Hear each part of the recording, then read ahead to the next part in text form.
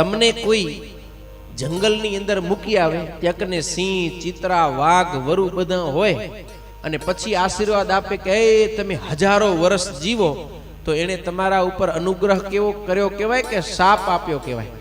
શું કહેવાય? તમને લાંબા જીવાના આશીર્વાદ મળ્યા, પણ કેની વચ્ચે?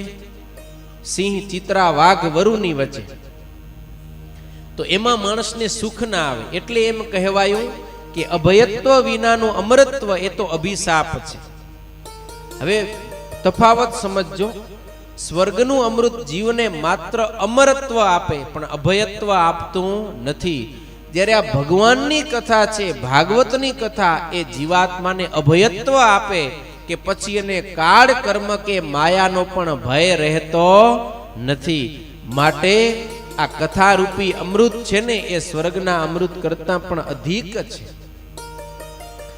સુત પુરાણી કહે કે હે સૌનક, આવી રીતે જ્યારે સુખદેવજી મહારાજે દેવતાઓને ત્યાંથી રવાના કર્યા, ત્યારે દેવતાઓ પ્રથમ ગયા છે બ્રહ્મલોકમાં બ્રહ્માજી પાસે. અને બ્રહ્માજીની આગળ રાવ ખાધી કે અમે અમૃત લઈને ગયા હતા, છતાંય પણ સુખદેવજી અમને કથા સંભળાવી નહીં. ત્યારે બ્રહ્માજીને પણ મનમાં વિચાર થયો કે આ વળી કથા રૂપી અમૃત, ભાગવત રૂપી અમૃત કેવું દુર્લભ હશે કે સ્વર્ગના અમૃતને બદલે પણ ન મળ્યું. એવો શું એનો મહિમા છે? ત્યારે સાથે મળીને ચર્ચા કરી કે હવે આપણે કેમ તપાસી શકશું. એમ કરી કે હવે સુખદેવજી મહારાજ રાજા પરીક્ષિતને કથા સંભળાવવા માટે બેઠા જ છે ને, તો 7 દિવસ ભાગવત કથા રૂપી અમૃતનું પાન સુખદેવજી મહારાજ પરીક્ષિતને કરાવશે, તો આપણને ખબર પડશે કે 7 દિવસ પછી પરીક્ષિતને શું પ્રાપ્તિ થાય છે. એ આપણે જોઈએ. એટલે બ્રહ્મલોકમાં બધાએ વાટ જોતા બેઠા. ધીરે ધીરે કરતા દિવસ પસાર થતા થતા 7 દિવસ જ્યારે પૂર્ણ થયા, સુખદેવજી મહારાજે ભાગવત રૂપી અમૃતનું પાન પરીક્ષિત રાજાને કરાવ્યું. ત્યારે એ પરીક્ષિત રાજાનો માત્ર આ કથા રૂપી અમૃતનું પાન કરવાથી જ મોક્ષ થઈ ગયો. અને આટલું જોયું ને, ત્યારે બ્રહ્માજી સહિત દેવતાઓને અતિ આશ્ચર્ય થયું કે આ ભાગવત એવો સમર્થ ગ્રંથ કે માત્ર 7 દિવસની કથા શ્રવણ કરવાથી જીવને મોક્ષ પદવી આપી. એટલે બ્રહ્માજી શું કર્યું? બ્રહ્મલોકની અંદર મોટું ત્રાજવું મંગાવ્યું. મોટું ત્રાજવું, જેમાં 2 પલ્લા હોય ને ત્રાજવા, એવા. એક પલ્લાની અંદર મોક્ષના બધાય સાધન મૂક્યા. બધાય ગ્રંથો, પુરાણો, બીજું ત્રીજું બધાય એક મૂક્યા. અને બીજી બાજુ ખાલી એક ભાગવત ગ્રંથને મૂક્યો. ત્યારે શું થયું?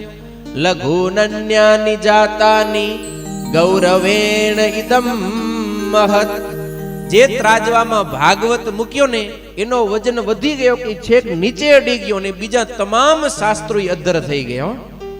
ત્યારે બ્રહ્માજી પણ માથું ડોલાવીને નિશ્ચય કર્યો, મેં નિરે ભગવદ રૂપમ શાસ્ત્રમ ભાગવતમ કલૌ પઠનાદ શ્રવણાદ સદ્યો વૈકુંઠ ફલદાયકમ વૈકુંઠ ફલદાયકમ.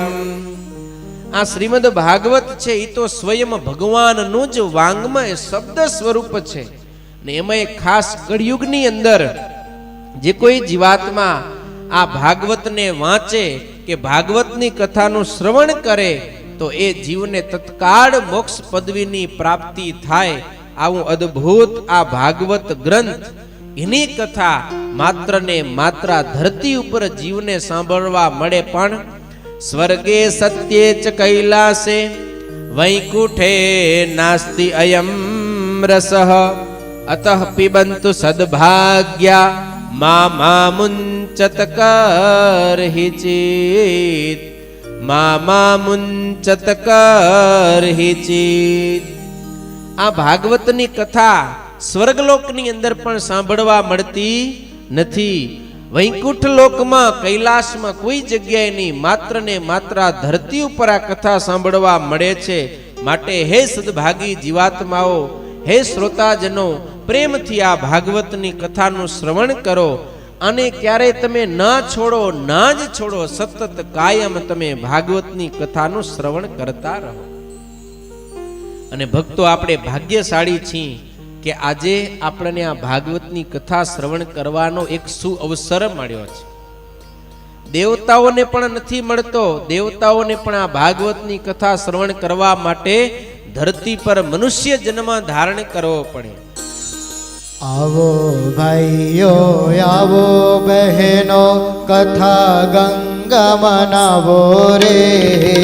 આવો ભાઈઓ આવો બહેનો કથા ગંગા મનાવો રે. વૈષ્ણવ થવા માટે લેવા જે બોલાવો રે. વૈષ્ણવ થવા માટે લેવા જે બોલાવો રે. કૃષ્ણની રીત અંતરમાં ઉતારો રે. કૃષ્ણની રીત અંતરમાં ઉતારો રે. દુર્ગુણ ત્યાગો ખોટા રે વિચારો રે. દુર્ગુણ ત્યાગો ખોટા વિચારો રે. ભાગવતની કથાનું શ્રવણ કરતા. ભાગવતની કથાનું શ્રવણ કરતા. વિધના સહુ તાપ જટરતા. ત્રિવેદના સૌ તાપ જટડતા. આવો સંતો આવો ભક્તો કથા ગંગા મનાવો રે.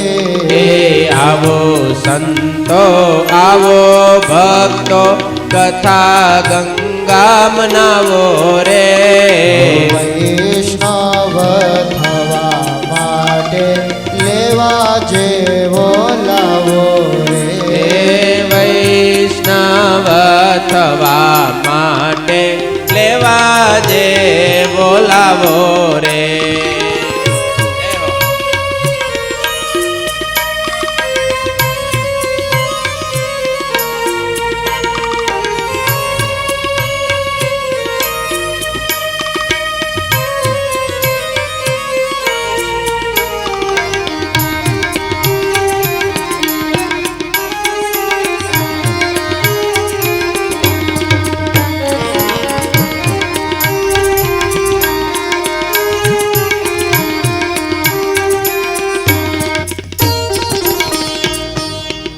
આવો અવસર વારંવાર આપણને મળતો નથી હો.